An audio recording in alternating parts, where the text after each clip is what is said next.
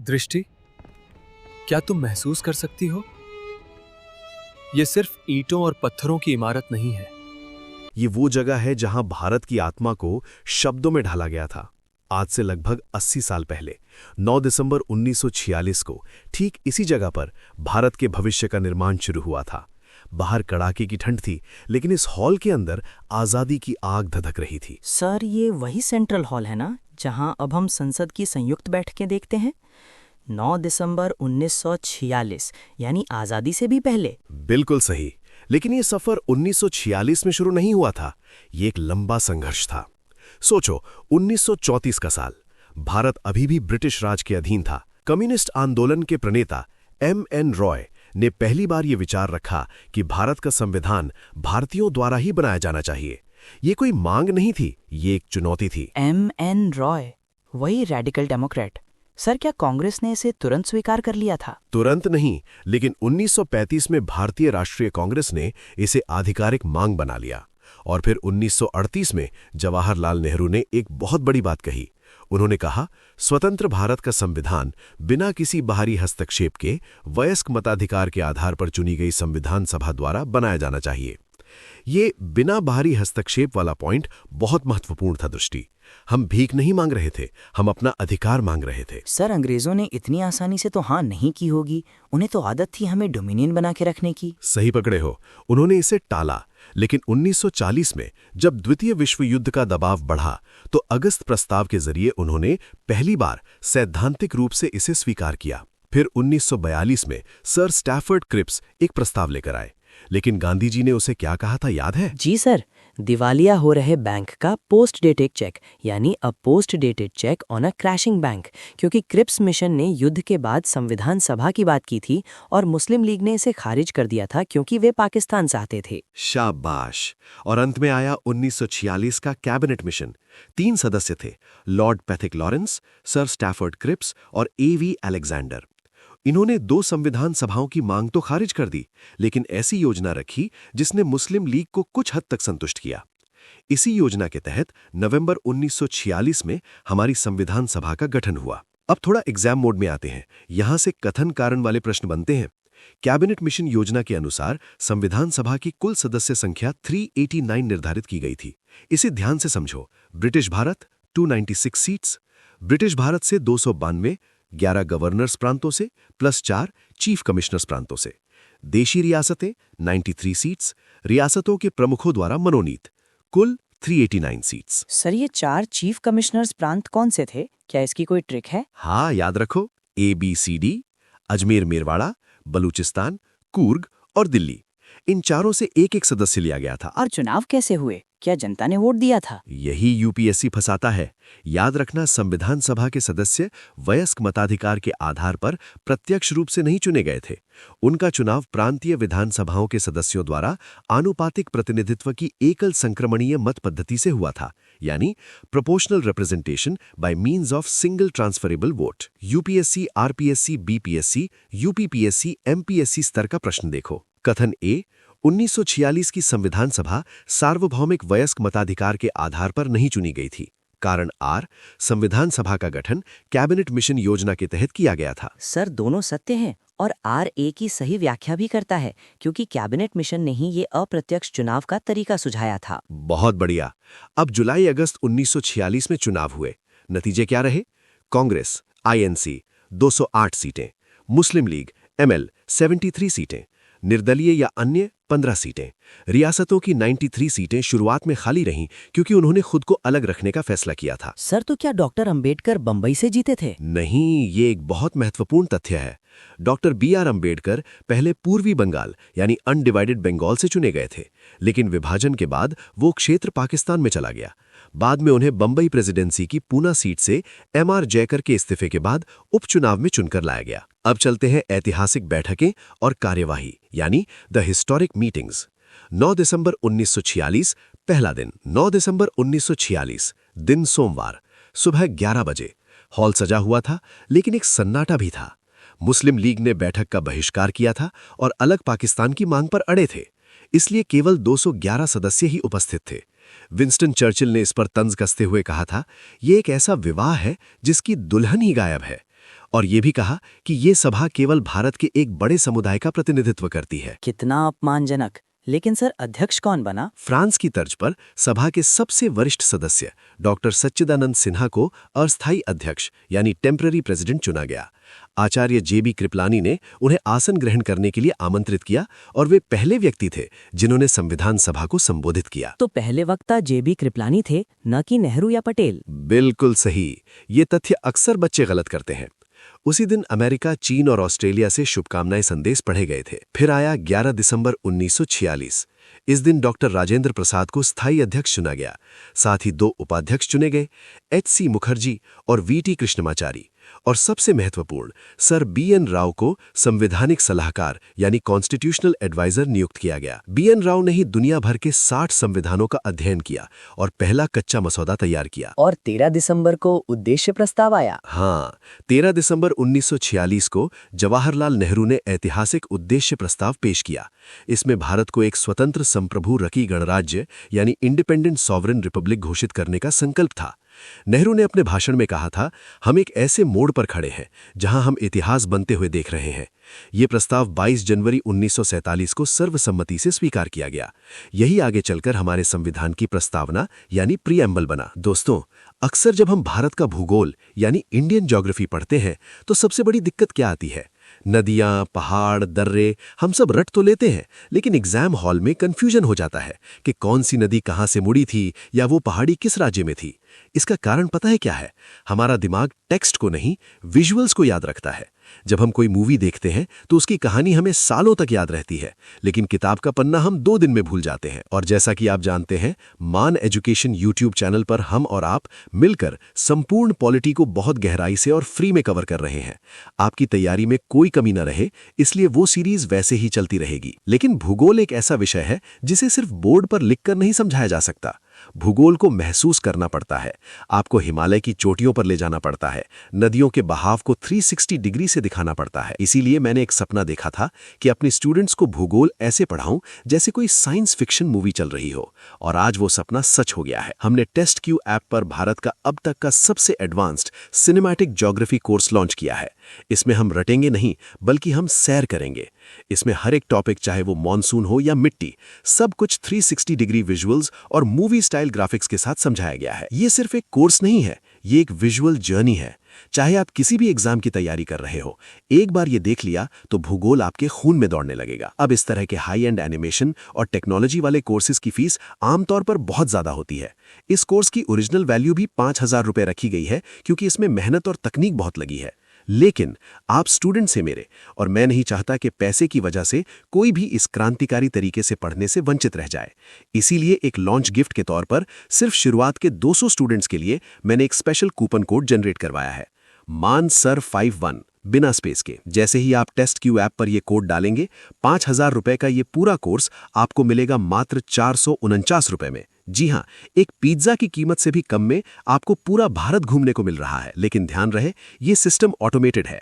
जैसे ही 200 स्टूडेंट्स पूरे होंगे, कूपन एक्सपायर हो जाएगा और फीस वापस बढ़ जाएगी। तो अगर आप भूगोल को रटने से हमेशा के लिए आज़ादी चाहते हैं, तो अभी प्ले स्टोर पर जाइए, टेस्ट क्यू ऐप डाउनलोड कीजिए और इस सिनेमैटिक जर्नी का हिस्सा बनिए। लिंक मैंने नीचे डिस्क्रिप्शन में दे दिया है।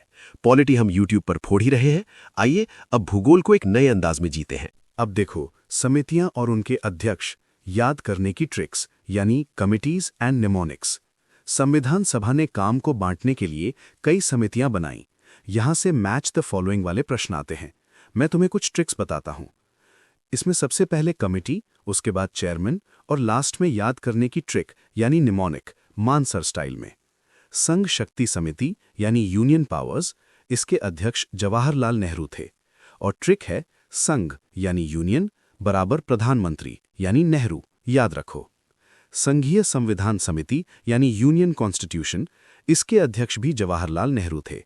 ट्रिक है जहां संघ शब्द आए वहां नेहरू। प्रांतीय संविधान समिति यानी प्रोविंशियल कॉन्स्टिट्यूशन, इसके अध्यक्ष सरदार पटेल थे। प्रांतों को किसने जोड़ा? लौह पुरुष पटेल ने। मूल अधिकार व अल्पसंख्यक परामर्श समिति, इसके अध्यक्ष भी सरदार पटेल। अधिकारों की रक्षा गृह मंत्री यानी पटेल करते हैं।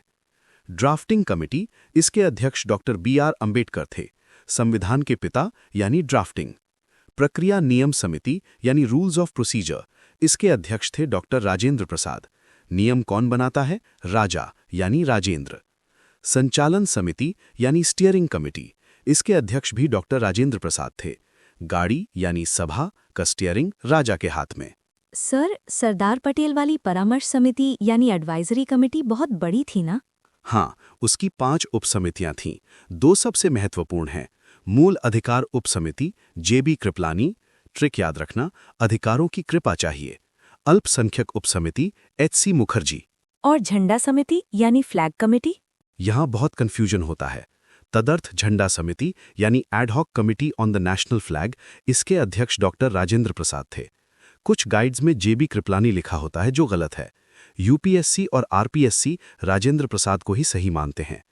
महत्वपूर्ण छोटी समितियां यानी माइनर कमिटीज, सदन समिति यानी house committee B Pattabhi Sitaramayya, कार्य संचालन समिति यानी order of business K M Munshi, संविधान सभा के कार्यों के लिए समिति जीवी मावलंकर। ध्यान रखना, मावलंकर बाद में लोकसभा के पहले स्पीकर भी बने। Credential committee Alladi Krishna Swami Iyer. अब आते हैं प्रारूप समिति पर। इसे संविधान का हृदय कहते हैं, यानी द ड्राफ्टिंग कमिटी। 29 अगस्त 1947 आज़ादी के ठीक 14 दिन बाद प्रारूप समिति का गठन हुआ। इसके 7 सदस्य थे। इसकी ट्रिक याद है दृष्टि? जी सर, अंबेडकर के मित्र मुंशी और कृष्णा यानी अय्यर तथा मचारी खेत में सादुल्ला और माधव के साथ गए। Ambedkar's friend Munshi and Krishna went to the field with Saadulla and Madhava. शानदार। चलो डीकोड करते हैं। Doctor B R. अंबेडकर अध्यक्ष, N. Gopalaswami Ayyangar, Alladi Krishna Swami Ayyar, doctor K M. Munshi, Syed Mohammad Saadulla, N. Madhavrao. इन्होंने बी.एल. मित्र की जगह ली थी, स्वास्थ्य कारणों से इस्तीफा। याद रखना, एम से एम यानी मित्र से माधवा। टी.टी. कृष्णमाचारी, इन्होंने डी.पी. खेतान की मृत्यु के बाद जगह ली। याद रखना, के से के यानी खेतान से कृष्णमाचारी। सर, मैंने पढ़ा है कि एक सदस्य ने इसे अपवहन समिति यानी ड्रिफ्टिंग कमेटी कहा था। हाँ, नजीरुद्दीन अहमद ने आलोचना करते हुए इसे ड्रिफ्टिंग कमेटी कहा था, क्योंकि उनके अनुसार प्रक्रिया बहुत धीमी थी और दिशाहीन थी। लेकिन डॉक्टर अंबेडकर ने इसका जवाब देते हुए कहा कि संविधान को इतना विस्तृत और त्रुटिहीन बनाने के लिए समय जरूरी था। उन्होंने एस.एन. मुखर्जी, जो संविधान के मुख्य प्रारूपकार यानी चीफ ड्राफ्ट्समैन थे, की कड़ी मेहनत की सराहना की। एस.एन. मुखर्जी का नाम याद रखना, वे गुमनाम नायक थे। संविधान निर्माण के तथ्य, कला और अनसुने पहलू की तरफ। अब कुछ ऐसे तथ्यों पर आते हैं जो अक्सर वन लाइनर एग्जाम्स में पूछे जाते हैं। संविधान निर्माण में कुल समय 2 वर्ष 11 माह 18 दिन। कुल सत्र 11 सत्र 165 दिन बैठकें। प्रारूप पर विचार 114 दिन। कुल खर्च लगभग 64 लाख रुपए। कुल वाचन यानी रीडिंग्स 3 वाचन। संविधान सचिव H.V.R. आयंगर। सर, हमारा संविधान हस्तलिखित है ना? उसे किसने लिखा? ये एक सिनेमाई कहानी है। संविधान को इटैलिक शैली में अपने हाथों से लिखने वाले सुलेखक यानी कैलीग्राफर थे प्रेम बिहारी नारायण रायजादा। जब नेहरू जी ने उनसे फीस पूछी तो उन्होंने कहा, मुझे 1 पैसा नहीं चाहिए, बस मेरी शर्त है कि संविधान के हर पन्ने पर मेरा नाम होगा और आखिरी पन्ने पर मेरे दादाजी यानी राम प्रसाद सक्सेना का नाम होगा। उन्होंने इसे लिखने के लिए 432 निब यानी निब नंबर 303 का इस्तेमाल किया। और उस पर जो चित्रकारी है वो किसने की थी? वो शांति निकेतन के कलाकारों ने की थी, जिसका नेतृत्व नंदलाल बोस ने किया था। सबसे खास बात, प्रस्तावना के पन्ने को ब्योहार राम मनोहर सिन्हा ने सजाया था।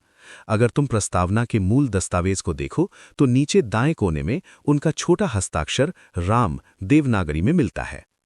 अब हम पारित होना और लागू होना समझते हैं, यानी एनैक्टमेंट एंड एनफोर्समेंट। 26 नवंबर बनाम 26 जनवरी। 26 नवंबर 1949। इस दिन संविधान सभा ने संविधान को अंगीकृत, अधिनियमित और आत्मार्पित किया। डॉक्टर अंबेडकर ने प्रस्ताव पेश किया, the constitution as settled by the assembly be passed. उस दिन 299 में से 284 सदस्य प्रेजेंट थे और उन्होंने हस्ताक्षर किए। बारिश हो रही थी, जिसे शुभ शगुन माना गया। सर, 26 नवंबर को लॉ डे मनाते हैं ना? हाँ, अब इसे कॉन्स्टिट्यूशन डे कहते हैं। लेकिन ध्यान दो, 26 नवंबर 1949 को संविधान पूर्ण रूप से लागू नहीं हुआ था। केवल कुछ अनुच्छेद लागू हुए थे। नागरिकता यानी 5, 6, 7, 8, 9, चुनाव यानी 324, अस्थाई संसद यानी 379, 380 इत्यादि, कुल मिलाकर लगभग 15-16 अनुच्छेद। और बाकी 26 जनवरी 1950 को? बिल्कुल, 26 जनवरी 1950 को संविधान पूर्ण रूप से लागू हुआ। इसे प्रारंभ की तारीख कहा जाता है। क्यों 26 जनवरी ही? क्योंकि 1930 में इसी दिन इंडियन नेशनल कांग्रेस ने लाहौर अधिवेशन यानी दिसंबर 1929 के बाद पूर्ण स्वराज यानी पूर्ण स्वराज दिवस मनाया था। उस ऐतिहासिक दिन की याद में हमने गणतंत्र दिवस के लिए ये तारीख चुनी। अब एक फ्लैशबैक प्रश्न देखो, कथन और कारण वाला है। कथन यानी ए, भारतीय संविधान 26 जनवरी 1950 को लागू हुआ। कारण यानी आर, क्योंकि 26 जनवरी को गणतंत्र दिवस के रूप में मनाया जाता है। आंसर बी होगा मानसर। ए और आर दोनों सही हैं, लेकिन आर ए की सही व्याख्या नहीं है। इसकी सही व्याख्या पूर्ण स्वराज है। अब देखते हैं आलोचनाएं और चुनौतियां। दृष्टि, एक यूपीएससी एस्पिरेंट के रूप में तुम्हें आलोचकों के तर्क भी पता होने चाहिए। प्रतिनिधि निकाय नहीं, आलोचक कहते हैं कि ये वयस्क मताधिकार से नहीं चुनी गई थी। इसका जवाब है, उस समय की परिस्थितियों और सांप्रदायिक दंगों के बीच प्रत्यक्ष चुनाव संभव नहीं था। संप्रभुता का अभाव, ये ब्रिटिश सरकार के प्रस्तावों से बनी थी। इसका जवाब है, 1947 के स्वतंत्रता अधिनियम के बाद ये पूरी तरह संप्रभु हो गई थी। हिंदुओं का निकाय, लॉर्ड विस्काउंट साइमन ने इसे हिंदुओं की संस्था कहा। विंस्टन चर्चिल ने कहा कि इसने भारत के केवल एक बड़े कम्युनिटी का प्रतिनिधित्व किया। जवाब, ये गलत है। इसमें मुस्लिम, सिख, ईसाई, पारसी, एंग्लो इंडियन और दलित यानी अंबेडकर सभी का प्रतिनिधित्व था। यहां तक कि 15 महिलाएं भी थीं। वकीलों और राजनीतिज्ञों का प्रभुत्व यानी lawyer politician domination. Sir Ivor Jennings ने इसे लॉयर्स पैराडाइज यानी वकीलों का स्वर्ग कहा। इसी कारण संविधान की भाषा जटिल और कानूनी हो गई। अब आते हैं संविधान सभा में महिलाएं यानी विमेन हिंदी असेंबली यानी नारी शक्ति। सर, आपने 15 महिलाओं का जिक्र किया, क्या उनके नाम महत्वपूर्ण हैं? अत्यंत महत्वपूर्ण। अक्सर सवाल आता है, इनमें से कौन संविधान सभा की सदस्य नहीं थी? कुछ प्रमुख नाम याद रखो। अम्मू स्वामीनाथन, मद्रास से। बेगम एजाज रसूल, एकमात्र मुस्लिम महिला सदस्य। उन्होंने धार्मिक आधार पर अलग निर्वाचन का विरोध किया था। दक्षिणायनी वेलायुधन, एकमात्र दलित महिला सदस्य। सुचेता कृपलानी, बाद में भारत की पहली महिला मुख्यमंत्री बनी। उन्होंने सत्र में वंदे मातरम गाया था। हंसा मेहता, इन्होंने महिलाओं की ओर से तिरंगा झंडा प्रस्तुत किया था। दुर्गाबाई देशमुख संचालन समिति में सक्रिय थीं। सरोजिनी नायडू, कोकिला। राजकुमारी अमृत कौर, पहली स्वास्थ्य मंत्री। अब देखते हैं परीक्षा उपयोगी अंतिम विश्लेषण। दृष्टि, अब मैं तुम्हें कुछ कठिन प्रश्न देता हूं जो पिछले सालों में आए हैं। तैयार हो? प्रश्न 1, सूची 1 को सूची 2 से सुमेलित कीजिए। ए, संचालन समिति। बी, मौलिक अधिकार उप समिति। सी, संघ संविधान समिति। डी, प्रारूप समिति। इसका जवाब है option A, A2, B3, C4, D1। Sir, trick लगाती हूँ। संचालन यानी स्टीयरिंग इक्वल्स टू राजा यानी राजेंद्र प्रसाद, तो ए का 2 होगा। संघ यानी यूनियन इक्वल्स टू नेहरू यानी सी का 4 होगा। प्रारूप यानी ड्राफ्टिंग इक्वल्स टू अंबेडकर यानी डी का 1 होगा। तो मौलिक अधिकार उप समिति इक्वल्स टू कृपलानी यानी बी का 3 होगा। तो सही उत्तर ए है। बहुत अच्छे। एक और कठिन सवाल। कथन ए, भारत का संविधान राज्यों का संघ है, न कि फेडरेशन।